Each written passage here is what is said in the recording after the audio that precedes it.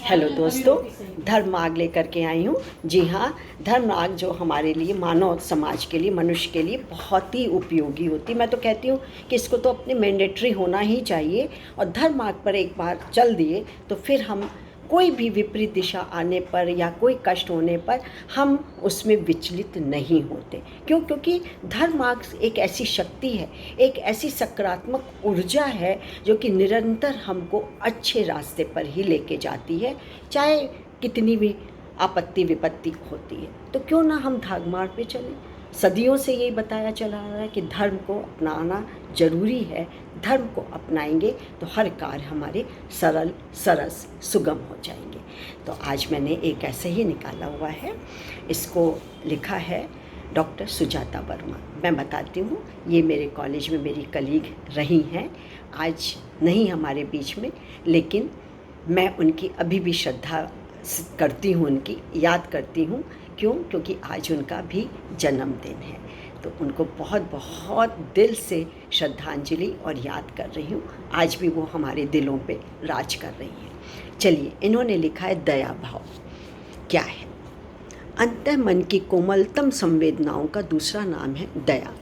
दया किसी भी व्यक्ति के अंतःकरण में इसकी उत्पत्ति कल्याण भाव से ही होती है। दया भाव से प्रेरित व्यक्ति दुखियों की मदद के लिए आगे बढ़ता है, उनके दुखों में भागीदार होता है। दया भाव से प्रेरित व्यक्ति को न तो किसी हित लाभ की अपेक्षा होती है और न ही अपनी प्रशंसा की ललक। उसे किसी दुखी व्यक्ति के होठों पर हल्की सी मुस्कुराहट देखने मात्र से जिसे नैसर्गिक और स्वर्गिक आनंद की अनुभूति होती है, उसे शब्दों में व्यक्त नहीं किया जा सकता। दया सर्वव्यापी भाव है। विचारक एवं कवि श्रीमन नारायण के शब्दों में दया निर्दयी के मन में भी वास करती है। जिस तरह से मरुस्थल में मीठे खजूर उगते हैं, उसी प्रकार निर्दयी दिल में भी दया के भरपूर अंकुर होते हैं। संभवतः निर्दयी व्यक्ति की दया का एहसास समाज को देर से हो पाता है, क्योंकि दया भाव की अपेक्षा उसके मन में निर्दयी भाव अधिक सघन होते हैं। इसके अतिरिक्त, जैसा कि जयशंकर प्रसाद कहते हैं, दूसरों की दया सब खोजते हैं और स्वयं करनी पड़े तो कान पर हाथ रख लेते हैं।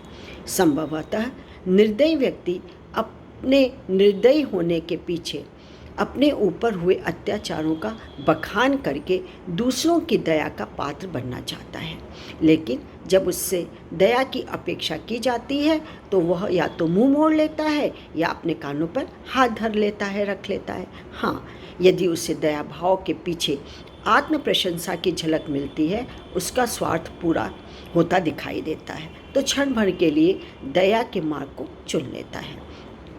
प्रेमचंद के अनुसार दयालुता दो प्रकार की होती है, एक में नम्रता और दूसरी में आत्म प्रशंसा। नम्रता भाव से की गई दया की निस्वार्थ होती है। ऐसे व्यक्ति दया के बदले कुछ भी नहीं चाहते, लेकिन आत्म प्रशंसा अथवा स्वार्थ भाव से प्रेरित दया में कल्याण भाव नहीं होता। दया करते समय उनकी कल्याण भावना उनके स्वार्थ पिंजर में कैद हो जाती है। उनकी दया तभी अवतरित होती है जब यह सुनिश्चित हो जाता है कि उनके दया भाव से उनका हित संवर्धन भी होगा। लेकिन दया में इस प्रकार की शर्त भाव रखना, उन्हें शर्त भाव रखना, उन्हें ईश्वरीय साधना से विरत रखता है। निस्पृह एवं कल्याण भाव से दया का उत्सर्जन ईश्वर की सच्ची प्राप्ति की दिशा है। तो इतने सुंदर वाकई में दया भाव होता है ना। जबकि हमारे समाज में भी, समाज शास्त्र में भी बताया जाता है कि जिसमें दया और ईमानदारी का अभाव होता है, निस्संदेह वो कहीं ना कहीं पापी, दुराचारी या अपराधी प्रवृत्ति का होता है। भले ही बहुत गंभीर अपराधी या गंभीर पापी ना हो, लेकिन कहीं ना कहीं वो विपरीत या उसमें कमी कुछ ना कुछ अवश्य रहती है। तो धर्म मार्ग को अपनाएंगे, दया को, ईमानदारी को, उपयोगिता को, उपयोग की सहानुभूति को, तो निस्संदेह हम बहुत लाभान्वित होंगे। मैं doctor Manju Jain, retired associate professor from SN. Degree college Kanpur, आपको मेरा नमस्कार है। आज के लिए बस इतना ही।